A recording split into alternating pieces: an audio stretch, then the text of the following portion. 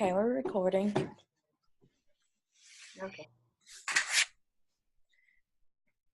So why do we think he's reluctant about counseling?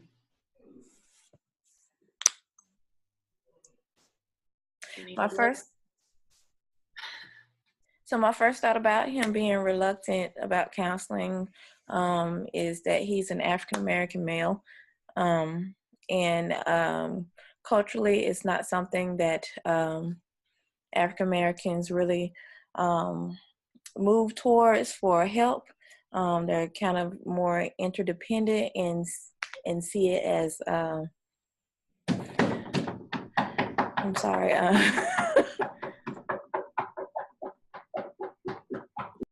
Oh no, did I just stop the video? It's still recording. I think you were going to say that you see it as like a sign of weakness, like it's something that's actually wrong with them, the African American culture as it pertains. Right. To, So culturally, as a whole, that's not something that African Americans usually, especially males, usually move towards in as far as counseling. You know what? And because I had to look up the word reticent so that I can know like what it actually meant. So it is reluctance, but it's also not very willing to share like what's really going on with them. And then I think about, because I'm African American, like just kind of knowing our culture, what goes on in your house kind of stayed in your house. Like that was like a generalized rule. Like you just didn't tell people what was going on inside of your home or that type of thing. And so that was like really the way that we were raised. And so when you look at that cultural perspective, it's pretty much like the strength is that you handle things on your own. And so when you read the words of him saying like it just wasn't for me, I take that as him saying like it wasn't for him to share his personal business with an absolute stranger. Mm-hmm. And so that's not something that the African American culture is used to, outside of it also being a stigma in terms of you go see a therapist, psychiatrist, psychologist, that means that it's something wrong with your mind. And those are things that, most people in that culture really can't accept because it says that he's a high achiever. So that means that he looks at himself in a high regard. So then that's kind of like admitting that something's actually wrong with him if he actually has to go. And so do you guys have anything to say about that, Megan and Rachel, before I go into how could you discuss this with him if you were the therapist? Like, do you guys want to kind of chime in on part A about your thoughts? I was just thinking in general, it doesn't seem like he's had any history of mental health struggles too. So that's kind of hard as well, especially he's old enough and established enough in his career and in his lifestyle that it doesn't seem like he's struggled with mental health. And so I would imagine just that would be kind of a vulnerable thing just in general, just because it's not been something that looks like it's been in his past. So. Right. Like, why can't I get over this on my own? Mm-hmm. I was going to also add that just with them saying that his diagnosis would be PTSD, I think that's generalized anxiety. I think that's a piece of it, just the avoidant piece to not want to talk about it or even have to deal with it. They don't even want to remember it, but that's the problem. They can't stop. And so for him to have to go in and talk to someone about it, to do counseling, then obviously he would have to be reliving those memories. And so that might be a part of his resistance as well. Definitely. Yeah, I think I can kind of see are you referring like it to the accident? Because that's the PTSD part of it. But then it has to be some emotional struggle, emotional battle as well, because he just lost his mother. And so the way in which we mourn or in the African American culture and mourning or whatever, I can kind of understand and how you just said, Jessica, about not necessarily wanting to talk about that. And therapy is it's a generalized thing. Like what is going on with you. And so these are two major things that's going on. And though he's healed physically, but emotionally he's going through some things, the PTSD, the panic disorders, but then also in therapy maybe he doesn't want to necessarily deal with the death of his mother, because then that makes it kind of real to kind of go through that mourning process. It's only been 4 months. So that's probably something too that he didn't necessarily want to deal with.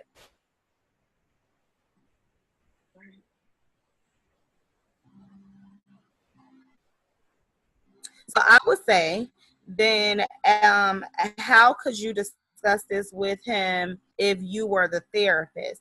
I actually have had like a few clients who have been reluctant to come to therapy, felt like, oh, what is the purpose? Like, I don't really want to come, and just kind of explaining to them like what therapy really is, because I think that just as, Jessica just said about the culture and the ignorance that comes with that, and that it's not ignorance saying it in a bad way, but just the lack of knowledge, the lack of understanding that they have about what therapy really constitutes. And so in explaining to the client what therapy is, what the expectation is, what it is that they can get out of it, I think goes a long way. It really helps me in explaining to them what it was. And sometimes people just need a sounding board, somebody that they could just talk to. It's not just necessarily about diagnosing and making them feel like something is wrong with them, but actually having a safe place that they can actually share their feelings, experiences, and their thoughts with someone, and not have any judgment, not have any, anything, any backlash that goes along with their feelings. And so to address it in that way may make him feel a little bit more comfortable with the confidentiality piece of it, knowing that no one else will actually know anything about what it is that he was feeling, what he was going through, but giving him that opportunity to kind of express what it is that he was feeling, to just kind of get it out, I think would be a way to kind of go about addressing it to him. What do you guys think? I think that makes a lot of sense. And also just kind of asking him to kind of tell me more about "it wasn't for me." That phrase, just elaborate a little bit. Yes, I think that would be helpful for any clinician who's recommending for him to go to do something that already wasn't for him, to find out exactly what that means. Like, why is it not for you? What about it made it not for you? I think that's an important thing to really just clarify. And then just the psychoeducation part of it, I think would be very useful in helping, like you said, Inez, to just really hone in and tell him that, what therapy is supposed to be about, rather than how he probably is perceiving it, and, maybe counter whatever the experience was that he had previously. Right.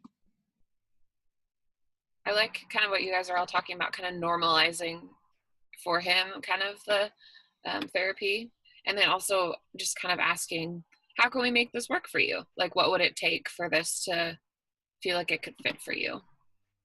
Right. Just get more of his take on it. Yeah, because I think, like you said, Rachel, too, with the normalizing, just it like we just said, it plays into the whole cultural perspective of the way in which it's not normal. So that's not the norm. In that culture, going to a therapist is not the first thing that an African American family will potentially choose as their choice to get better. It's to go through and to push through and to figure it out, and just, it'll be better. And so I do like how Megan did say, to actually inquire, see what, why isn't it for you? So what made that experience, or what made you feel like it wasn't for you? So those are good questions to ask, to get a better understanding about why it is that he actually feels that way. And so, so I think, all of that is good information in terms of like the way that you will really just kind of address the fact that he doesn't necessarily want to go to counseling, and just trying to use the approach of trying to understand why it's not for him, and just kind of giving him, like Jessica said, that psychoeducation, and making sure that he just kind of understands, like, it's not about being crazy. It's not about, you know, the stigma of, oh my God, I'm coming to see a shrink. You know what I mean? Because that's the way that it's pretty much, you know, characterized as, I'm going to see a shrink, which means it's something about this. And so looking at who he is as a person, that wouldn't be something that it doesn't look like it would sit well for him if he's always been a high achiever and drive himself hard. So this would be something that actually is probably like just a kick to his ego as well. So that's something to kind of deal with. So just going into the medication component of it, and it's talking about like the side effects and stuff. When he asks about the side effects of the medication, I know that it's our job, right, to be knowledgeable about medications and stuff. And so it is a little, it is, because I know, like, doctors, shouldn't they tell you like what the side effects of the medicine is? Like, if we're not the people prescribing the medication, shouldn't he have already known like what the side effects are? I just feel like his doctor, I don't know about them. Like, if he comes in. And maybe that's something we could tell him, like, hey, I'm not like a psychiatrist. I'm here to help you process through maybe some of the side effects that you have learned about that you're anxious about. If you have like specific questions about the side effects, like I don't think we can legally offer that information, really, you know, and we would just have to keep referring. Again, like, I'm here to just make sure there aren't major issues with the drugs that you're taking while we meet, but your psychiatrist would be the one to kind of know in-depth details about what the side effects could be. And we could talk about those, like how they're affecting you and like how they make you feel. Like, are you anxious about having to read about all these side effects when you're already feeling anxious? Like, we could talk about that aspect of it, but just kind of letting them know it's out of our scope, I think, in the medical sense.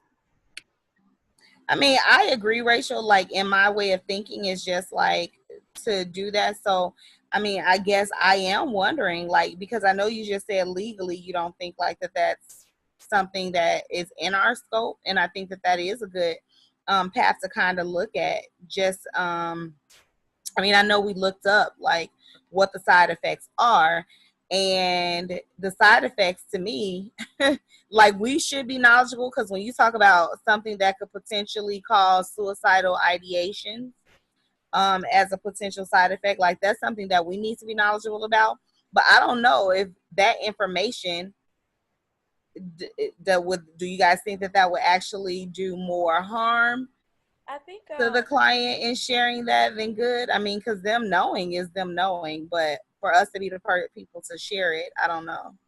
I think like maybe it was in residency we talked about this, but there was like this emphasis or importance on us being like advocates for our counselor, for our clients, so to help them understand what they're doing by taking the medication and what they can possibly experience. Not saying that we are the gurus on it and we understand all that entails and we can prescribe it or anything, but kind of just like be an advocate for them to help them understand, because I have had the opportunity to witness just like some appointments with family members where they go and see the psychiatrist. It's like a 15-minute, like, what are you feeling? How are you doing? Did that work?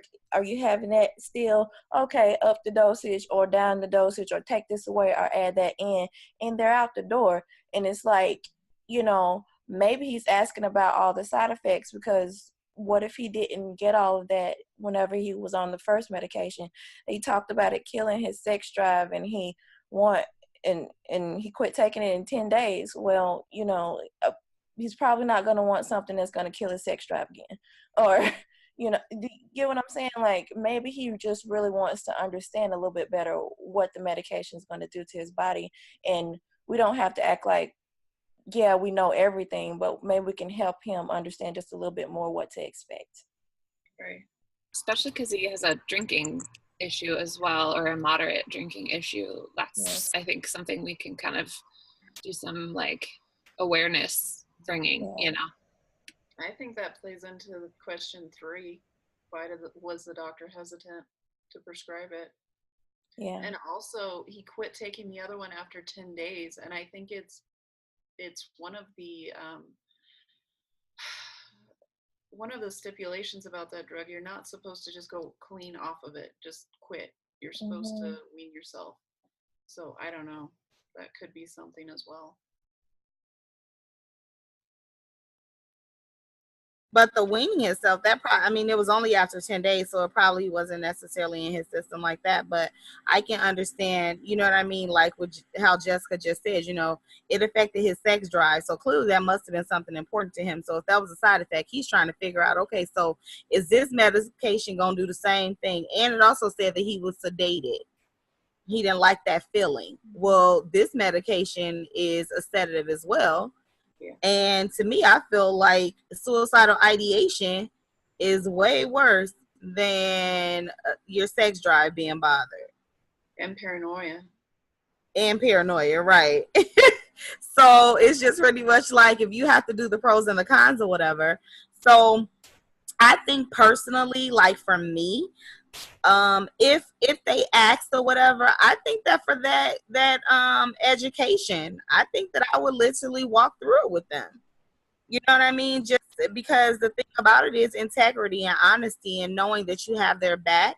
And I think in that particular situation, it kind of shows you, it does bring about a question about why the doctor would not let him know, which kind of ties into question number 3 about why it is that the doctor was apprehensive herself about prescribing the medication to him. You know what I'm saying? So even with that, like the side effect too, when you look it up, it's talking about drinking and how it could literally cause death. Well, here it is. You have this man who is recorded, it's noted that he is a social drinker, that is something that he does in a moderate way. 4 drinks per week to somebody else could be a lot of alcohol. And it's primarily on the weekend. So is it prescribing and you saying, oh, so take it every day, but on the weekend when you want to drink? So as a doctor, I can see where you could be apprehensive if you know that this person may not be able to maintain themselves. And then that's your license. Because if death is caused, you know what I mean? And you know that this person actually indulges in alcohol on a regular basis and you prescribe something that could potentially be harmful to them and die, which most meds are anyway. And people, yeah, they are responsible. But this is a world where everything is a lawsuit. And the blame then becomes shift on the person who should have known better. So I can see why the doctor would be apprehensive due to his lifestyle about potentially prescribing it.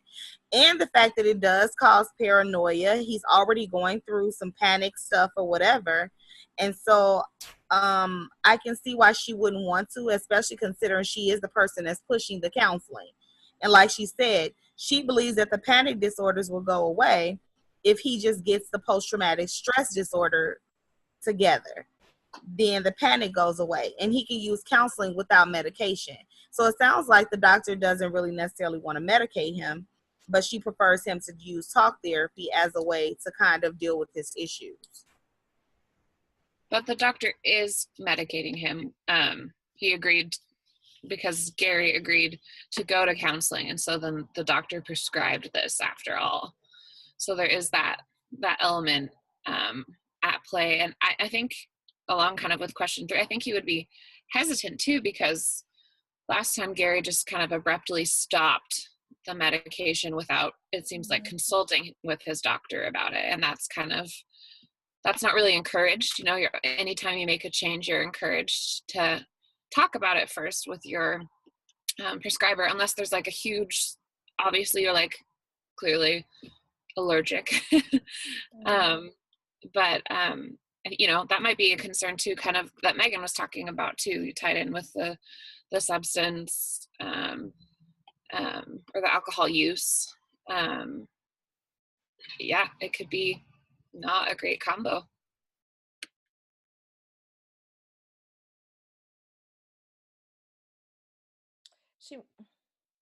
I'm sorry. The doctor, just a wild idea of mine. She might also question his buy-in. Like, is he going to go with what I'm saying, or is he going to do something else? Like, she has, or she or he, whoever the doctor is, has no reason to, believe that he's going to follow through with taking the prescription the right way, or if he's going to stop the drinking, or, um, so that might be another reason why she is hesitant to prescribe that particular medication. Right. What do you think about question 4?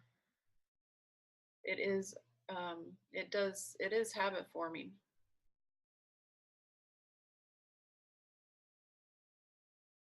Yeah, I think that's concerning too, since there is a moderate use of alcohol. We don't know. I guess I would just want to know more about that. I mean, it says 4 to 6 drinks per week, but I guess I would want to know what happens with him when he's not using alcohol 4 to 6 times a week, and kind of explore that to see if he does have kind of addictive tendencies, because that could be something that could be a risk factor in getting addicted to Valium, or this specific version of it as well. Right. I think it's really important that he sees his doctor regularly, and that he keeps track of like everything going on with this medication, because if he starts to feel like he needs it, or it's becoming too much of a habit, it might be something that needs to be titrated. I think it's interesting how it seems like the way that it's worded, that the only reason why he's asking if he can be strung out on it is because of his friend. Says he did much better on the meprazolam, and then because of what his friend's saying, am I reading that right? It's what it seems like. Because his friend said it's Valium, then he's asking, could he? Yeah, it says he asked the question because his friend told him it was a Valium, which, I mean, I guess is kind of like in the same family in terms of a sedative in that respect. But I mean, and it's okay that his friend told him, and it's okay that he asked the question. Again, I think it's just about education. It doesn't sound like Gary was a person who knows anything about meds or normally took meds. Mm-hmm. And so because of that, these are just rational questions that most people would ask. I mean, I know for me, I don't take medications that I know can be addictive. Every surgery that I've had, I've opted to not take those, the heavy drugs with the Tylenol with codeine, or the ibuprofens that have like the extra stuff in it, or whatever. So I understand just that question. You know what I mean? Like, is it a possibility? Like, it, to me, I feel like it's a legitimate question. And so just the way in which you respond to that is, I think that it has to be honesty at the point of, yes, you can get addicted to any narcotic that is a drug. Like, you literally can, but everything, if it's taken the way in which it is prescribed, and that's the key, then more likely than not, it's probably less people that get addicted to it than it is people that get addicted to it. So I think just giving him that education and being as honest and forthright as possible is the only way to go with that. Right. And he needs to make sure he takes the correct dose. And if he feels like it's not working, he needs to talk to his doctor. Right. And I think that's something like that's a part of the advocacy is how we can continue to tell them like go back and talk to your doctor. Please consult your physician. You know, just to remind them that we don't have the corner market on this. No one really does, and you're different than any other person. And as often as you consult, will help you have the best outcome possible. Right. Oh, We lost Rachel. yes, but I just got a gift for our Yeah, little yeah, I think we, yeah, further. I think we I lost think we're her. getting kicked off. Yes. Yeah, I mean, but we, yeah, pretty much. I mean, because Gary, I think we're done with this ultimately, one, so I can just hit stop, but it's not gonna stop it at 40 minutes. So I think once I hit